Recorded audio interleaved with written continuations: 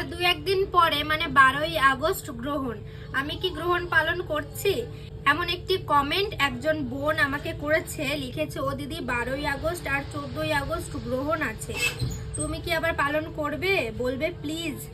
তো হ্যাঁ, 12ই আগস্ট তো গ্রহণ আছে, বাট তোমার কমেন্টে তুমি লিখেছো 12ই আগস্ট আর 14ই আগস্ট গ্রহণ, কিন্তু আমি যতটুকু জানি 12ই আগস্ট গ্রহণ আছে আর 28শে আগস্ট গ্রহণ আছে। 14ই আগস্ট গ্রহণ নেই আমি যতটুকু জানি। কতটা কি ঠিক জানি না, তোমরা কমেন্ট করে জানিও। আমি যতটুকু জানি 12ই আগস্ট আর 28শে আগস্ট গ্রহণ আছে। তো হ্যাঁ, অবশ্যই পালন করছি। আমি প্রেগন্যান্সির শুরু থেকে এর আগে 3টে গ্রহণ পালন করেছি, এটা নিয়ে 4 নম্বর। 28শে আগস্ট যে গ্রহণটা আছে সেটা পালন করা হবে নাকি জানি না। তো যাই হোক, 12ই আগস্ট যে গ্রহণ আছে আর 2-1 দিন পরেই সেটা আমি পালন করছি। পালন বলতে ওই শুধু ঘর থেকে বেরোই না আমি, গ্রহণ লাগার আগেই আমি ঘরের মধ্যে চলে আসি, কিছু খাই না, এমনি শুয়ে টুয়ে থাকি আর ঘুমাই না, এইটুকুই পালন করি। আর ওই যে গ্রহণের সময় কিছু কাটাকুটি করা যায় না, যতটুকু শোনা আমার, সেলাই টেলাই করা যায় না, তো এইগুলো মেনে থাকি। অনেকের মধ্যে নিয়ম আছে গ্রহণে নাকি বসা মানে শোয়া যায় না, কিন্তু আমি শুয়ে থাকি, শুয়ে বসে কাটাই, কিন্তু ঘুমাই না। তো এক একজনের মধ্যে এক এক রকম নিয়ম।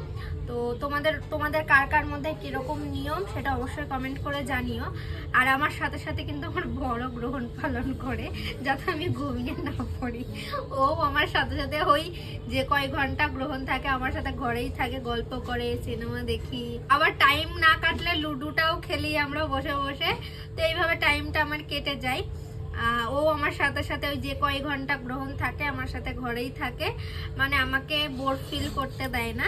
তো তোমাদের বড়েরা এরকম করে নাকি আমাকে অবশ্যই কমেন্ট করে জানিও। যদিও এই 2 দিনের গ্রহণই ভারতে দৃশ্যমান নয়, মানে ভারতবর্ষে দেখা যাবে না, তবুও বড়দের কথা অনুযায়ী প্রেগনেন্সি মাদার্সদের এই গ্রহণটি পালন করা উচিত। তো আমিও করছি। আর যতটুকু নিয়ম কানুন পালন করি ওই আমার দিদার কথা শুনেই করি, মানে দিদাকে একটু ফোন করে নিই, দিদা যতটুকু বলে দেয় ততটুকুই করি আমি। তো আমিও পালন করছি 12ই আগস্ট গ্রহণ। তোমরা কে কে পালন করছো অবশ্যই কমেন্ট করে জানিও। বাই।